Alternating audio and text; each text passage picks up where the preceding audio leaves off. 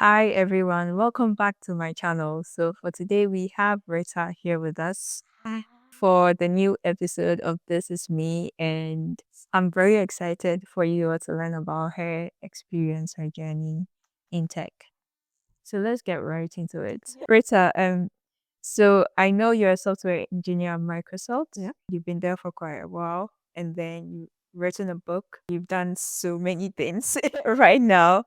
And before everything started, before you got into Microsoft, before the book, before even doing your master's at Georgia Tech, what were you trying to prove to yourself?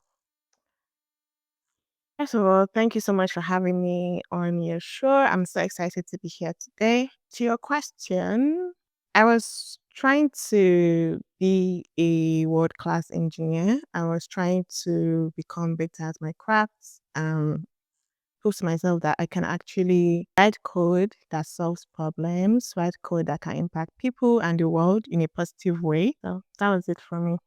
That's cool. And I think everyone can share in that because we are all trying to be better versions of ourselves in any ways. And one thing I always think about is even when they strip away my title as a software engineer, like what remains? Like I think about that question every single time. And I'm sure you thought about that as well. Yeah, I believe in having a personal mission, what Mm, drives you before you set out to do anything. mm, And for me, it is mostly impact. It doesn't even have to be through code. mhm, Can be through what you write, what you mhm. talk about, what you choose to share with the world, as long as it's positively impacting people. That's what guides me. Mm. And you joined Microsoft as a grad software engineer, Yep. right? So what was the biggest shock between what university prepared you for and what Microsoft demanded from you? So in school, right, you are mostly given like a task, a programming task to solve. Mhm. If you attended my school, you would most likely be writing the code on a paper with the pen and paper. So you have to like understand the syntax, know when to put like semicolons, put them in the right place. If not, you're going to Yeah. fail that assessment.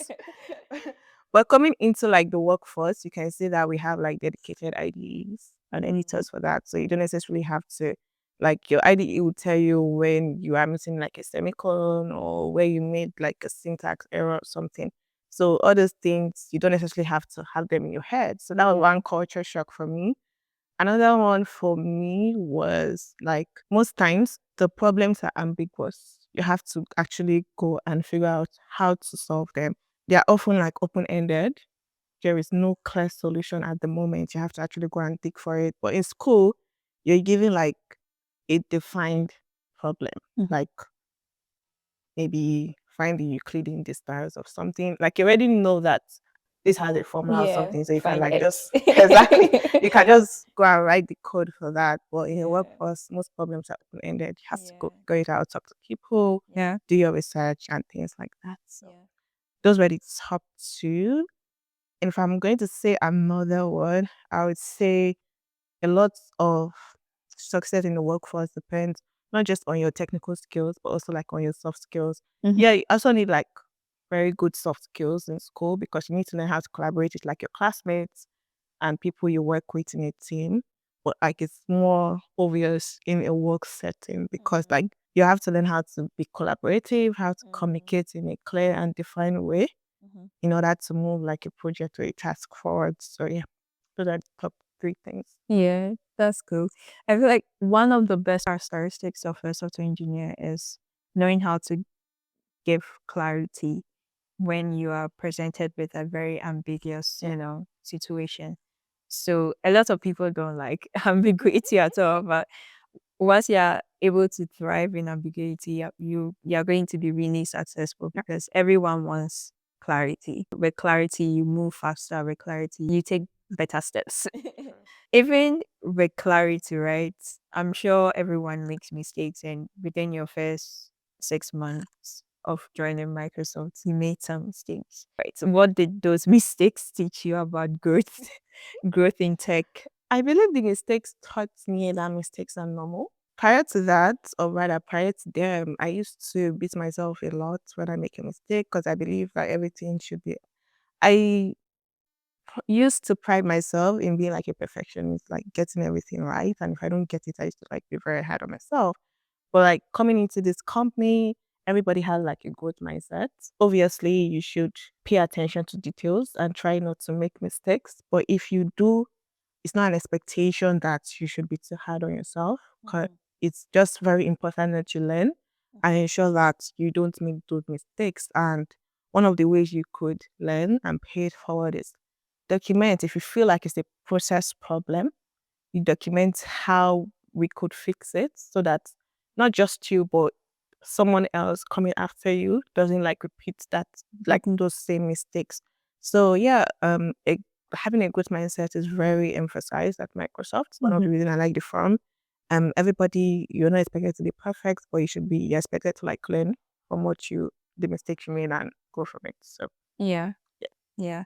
And you should always show this growth. Like you should have a way of measuring this growth that, okay, I used to do this before, but now I'm doing this. And Yeah. once you actually put those things, the lessons that you've learned into practice, it will become evident. And it wouldn't become just apparent to you, but everyone around you, and it will lead to other benefits. When you join as a grad, I'm sure you saw other people doing things and you're like, okay, me, I'm not going to do this because this is probably not useful for my career. Were there things like that I intentionally decided not to do? Hmm. I don't think so, but I would say when I joined, I wanted to be a sponge to soak everything in, Yeah. to learn everything because I was joining more like it's tabula rasa, a blank slate. Like I was just like this blank slate. It was like my first real job after school, and I just really wanted to learn what it entails to be like a software engineer and the things I needed to do. So I was open to any and everything. Like I would even after like my core work, I would join like extracurriculars to get to meet new people, learn new things. I joined the Toastmasters club to learn public speaking. I joined like different things. I joined like a mug sublimation workshop to learn mug sublimation. So I just really wanted to soak everything in and understand like how corporate works because that was like my first job. So yeah, I was open to everything and because I believe you don't know where your next opportunity will come from. So any opportunity you see to learn something new, grab it. It's just what I think. Yeah. Yeah. And since you've been in Microsoft for a while, I'm sure you've had some promotions, right? What did you learn about promotion? Like, did you believe it was really about performance or like doing your work well? What are some of the things that you learned which now you think are just misconceptions? Um It's not just doing your work, but ensuring that you're visible. Mm, That's one core thing I've learned about promotions.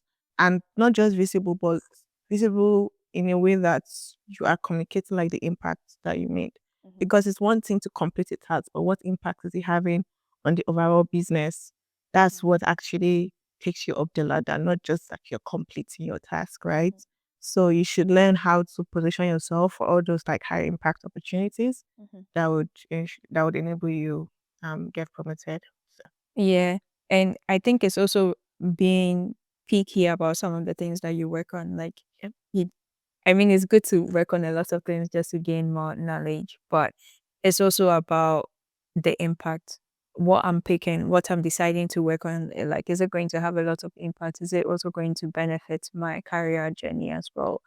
Then once it aligns with what you want for your career, then you can go ahead and work on it because time is precious. Yes, You don't really yes. have a lot of time. Very true. Yeah, yeah. Very true. And what signals were you giving to your manager to tell him that, okay, I'm ready for more? I won't necessarily say signals. I would say the one-on-ones you have with your manager are very high leverage opportunities for you to communicate what you're doing with your manager, and he would advise you on like next best steps to get you to like the next level you want. I mean, take for example, you're a new grad software engineer and you want to move to like the mid-level position in like say X years, X number of years. When you communicate that with your manager can tell you like what you need to do to go from where you are currently to where you want to be. Mhm. And then it's left for you to like start taking those steps. And anytime you have a sync with your manager, you communicate those steps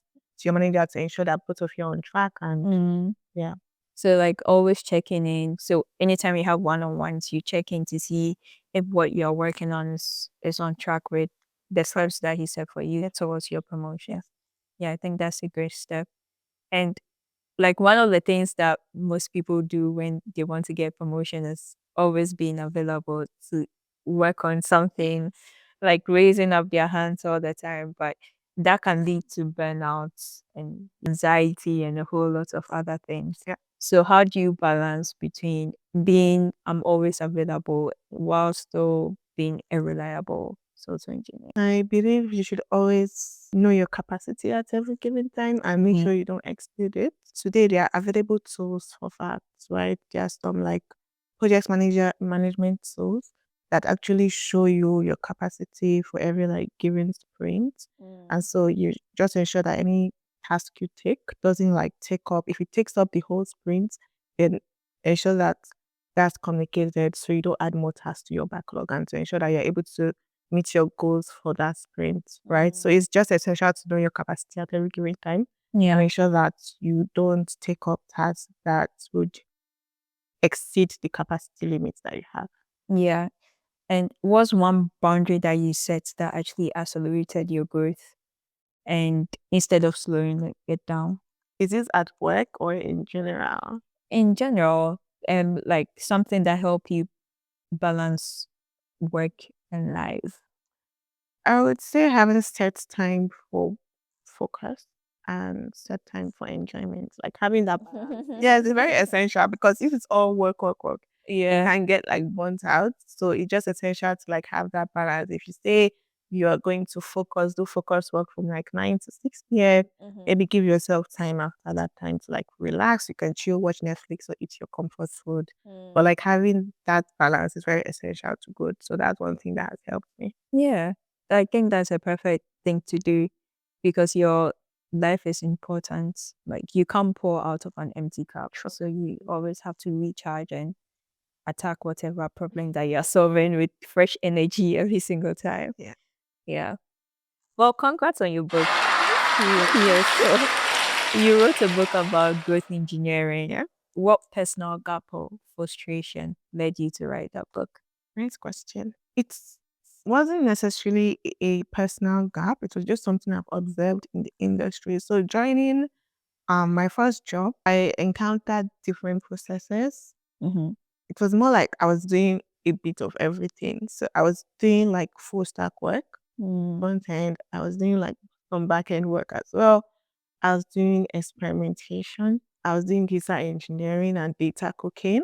So I just thought to myself one day that like if someone asks me now what I do, I can't just say I'm a data engineer because like I'm combining all these different skill sets to ship something, right? Yeah. And what are we shipping? We're not just shipping something and leaving it. We're actually measuring like impact, what metrics is moving. Mm-hmm. And I'm like, there should be a name for what we do Yeah. because, like, we are not just the typical niche software engineers, Mm. right? So there should be a name. And I kept on researching and I saw growth engineering because, like, some companies were already hiring growth engineers, right? And it's like the typical thing that I was doing that they were hiring for.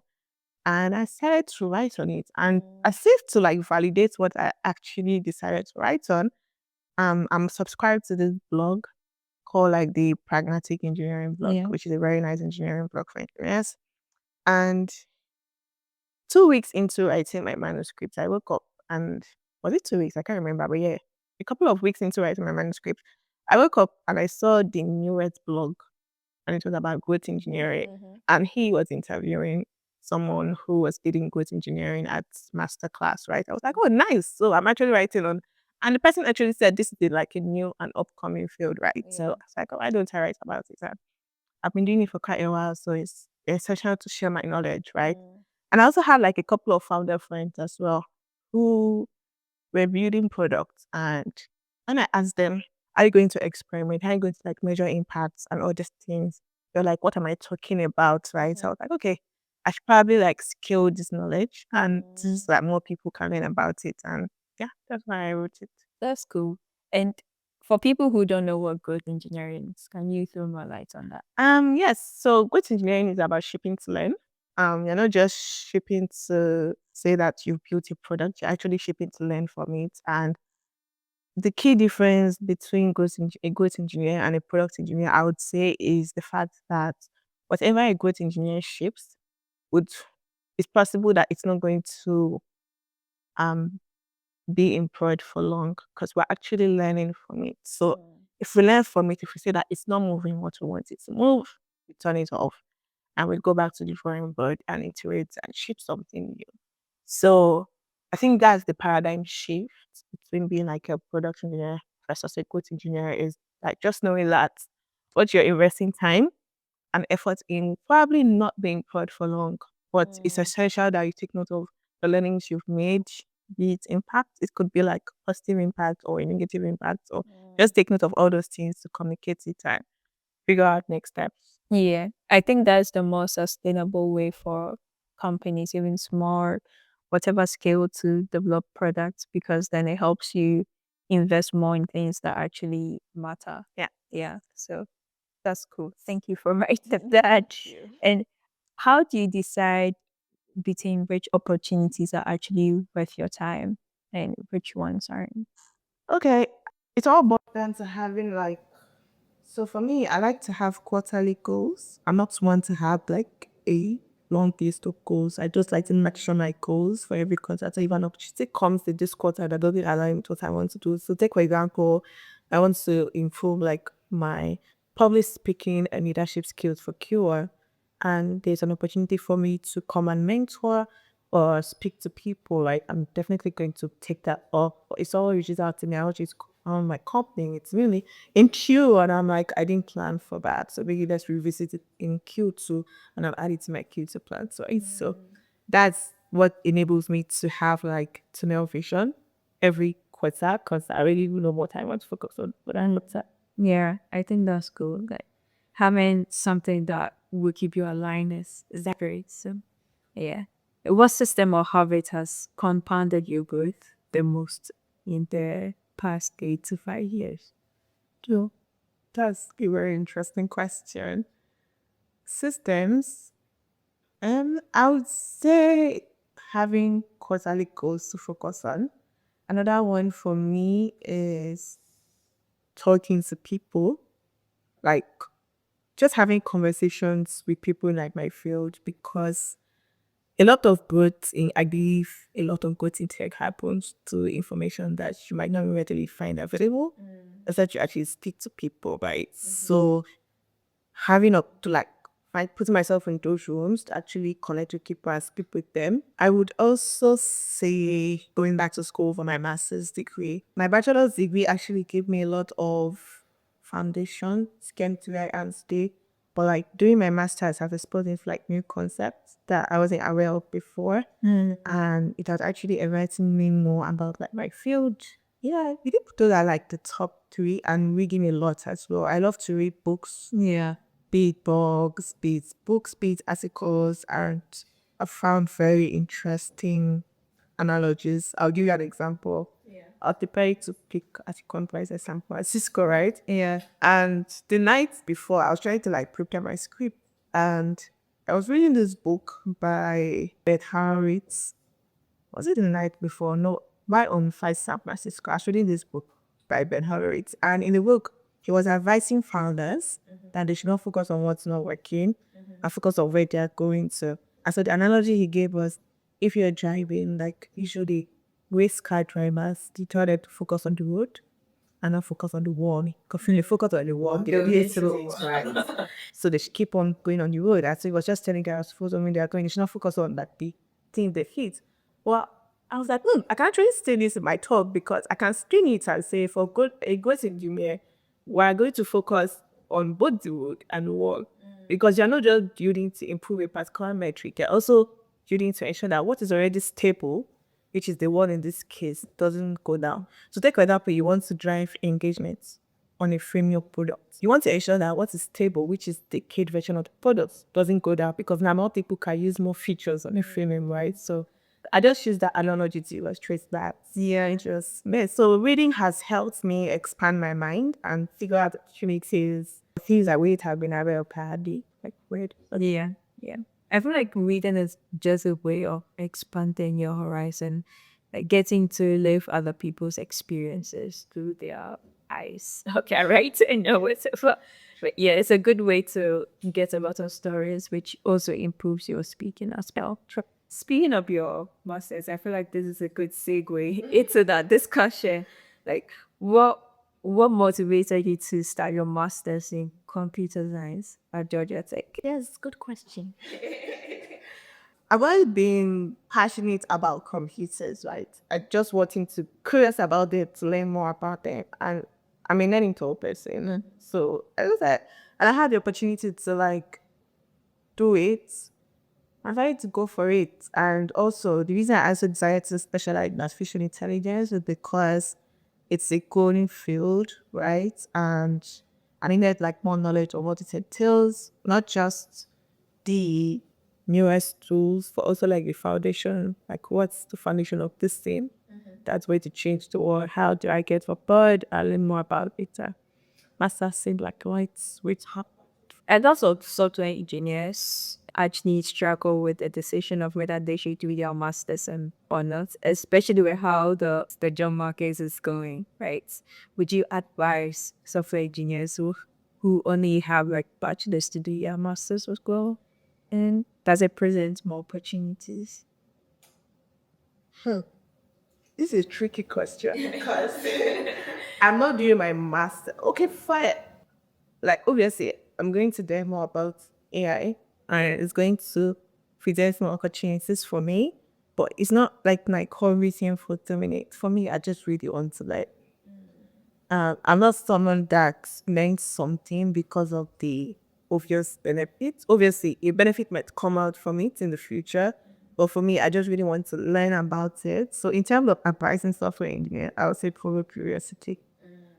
If you believe like the master's program is going to feed your curiosity about the particular like subject or field, to definitely go for it and you can afford it. Right. But like if you can't afford it, or if it's going to like train you, there are other like ways to learn about something as opposed to like going for a master's. Yeah, I think that's a good answer. Well, yeah, right. So you're a software engineer, you are a student. Yeah. I'm sure there are other things embedded in that, but how do you manage everything? Like, Um, I don't I would say I manage. I would say I just make sure I don't no one is suffering at any given. But there are sometimes I'm like 90% student and 10% writer. On the type 90% software engineer and 10% students, right? So it just depends at showing that you're meeting like these deadlines on all the things you're doing and nothing is lagging behind. Yeah. so, once a sacrifice that you've consciously accepted in this season of your life. Not having time for extracurriculars. I believe everybody like life encompasses of kinds and seasons. There are seasons where you're actually supposed to put your head down and lock in and put in the work. And I believe that's my current season. There are seasons for like extracurriculars, being a tourist, still when in South Africa. That one season I'm in. So yeah, having don't have like enough time for extracurricular is like one sacrifice that's it. Yeah, yeah. I mean, the Bible says that we should know the times and season to yeah to redeem the is it the what? You know already in your time? Yeah, redeeming the time by something before the redeeming the time. Anyway, guys, says you might. Anyway, how do you protect your energy when everything that you do demands excellence? Good question. For me, it's having an anchor because it can get very overwhelming, right? And having that anchor, and I'm a Christian, my anchor is my Bible. Anchorage. And I go back to my source for strength to grant me strength. Apart from that, I also journal a lot to like just write my thoughts down And for me, journaling, not digital journals, because I like a good pen and paper. It helps me stay organized. And so if let's say I'm doing three things this week and they all have like dates, I make sure to put those dates in view to ensure that I'm not missing out on missing of the dates. So just journaling and going back to my source, which is God, Mm. helps me to stay anchored. Yeah. And if someone wants to get promoted faster, what do you think they should stop doing immediately? Stop working at your level. Yes. If you're a new grad, stop working as a new grad and start working as a mid level Mm-hmm. engineer. And say a new grad, a typical new grad completes the features that are given to the person, right? But if you want to get promoted to mid level, start doing what a mid level engineer will do, which is like collaborate with across teams, build something that would benefit. Maybe it doesn't have to be all the teams in your org. If it benefits just two teams, right, it's enough to push you to the next level. So that's it. If you want to be, if you're a mid-level engineer, you want to go to senior, studying what seniors do, which is do like algorithm impact. Yeah. Of that. So Yeah. that's what I believe. But then if you have two engineers and they both work as hard, they are both working, above their level, like what will make one engineer be promoted faster than the other? Oh, work. The president call it grace. But that's a tough one. I mean, it's not just competence, technical competence, it's also like soft skills and probably the engineer that gets promoted is the one that communicates and shows their impact visibly. Because it's not just your manager that would have to speak for you. Yeah. Like other people out there, like other people you've worked with that know it Yeah. would actually push your name forward. So that's why it's very important as you're doing the work to be visible at it as well. Yeah. Someone said it's better to be liked than to be good or good at what you do. I think you can't be liked if you're not good at what you do. Everybody hates it. Yes, incompetence slows people down. But there should be a balance. Yeah, Yeah, there should be a balance. And like, looking back, what parts of your journey had nothing to do with intelligence and everything to do with courage? Hmm, good question. I'll emphasize being an author. Mm. Um, when I got the idea to write the book, I had to pitch my way to publishers. Yes, because I reached out to different publishers to pitch it, and I was just sending emails, right? And eventually, my current publisher reached out to me. They were like, "Oh, your proposal seems interesting, but I would like to understand Yeah. what the topic is about because it's like a niche topic that's new. They've not heard about it before, right?" And so I got in a call with one of the editors and I started pitching and I was so confident about what I was writing. And he was like, "Oh, okay, that's interesting." And he kept on asking me questions about like how AI applies to this, how's AI going to move this particular field forward. And I just kept on talking. And in that moment, I just knew that I'm in good, I know how to pitch, right? And eventually he had to take like my pitch to the OHA's editor, like his bosses, and he got back to me. I think 3 days that they would like to get on board and publish the book. So just nice. Yeah. That's cool. It's good to be Didudu. If you know it's the career. Yeah. And if a younger writer was watching this interview, like what would you tell her to worry less about? I would say stop worrying about having everything figured out. The way appears as you move. So just know, like, you don't necessarily need to sit back declare you before you start moving. Just keep moving around the way. Like, I did see myself writing a book on coding here where I joined as a new grad, but it's okay that I kept on moving. So just move around. Be open to what life, the opportunities. I'm glad the opportunities like gives you actually know. That's also very interesting. Yeah. Yeah. Okay. Perfect. What kind of impact do you want your work to have beyond Microsoft? Beyond Microsoft, I want people to say that I've contributed to their growth in one way or the other. I want to have like a positive impact in people's lives or their careers, whether through the talks I give or the books I write or the conferences I organize. Like anything I'm doing, I just really want a positive impact to the heart of people, especially like the younger generations coming up to me, right? So yeah. Cool. Awesome. And this is something I think about. I'm sure you think about this, but if everything you've built so far disappeared tomorrow, what happens? What beliefs, what principles would you rebuild your life with first? Grit. Grit is one thing that has kept me going. Like, oh, when something fails, oh, when I feel that something, I don't want to give up, I keep going. So that's one thing that would keep me going. Another thing that would keep me going is my faith. Mm. Um, my favorite Bible verse is Jeremiah 29 verse 11. Finally, plans I have for you, plans on good, and not just able to keep it future. I hope. So that anchors me a lot because I know even if something is not working right now, my future is filled with hope. And I have to keep going. Another thing that keeps me going is I know the actions I take today would affect someone somewhere. And most likely someone's success is dependent on my actions and me taking the right action. So I don't really want to alter someone's success because of my laziness or inability to act. So those three things. Yeah.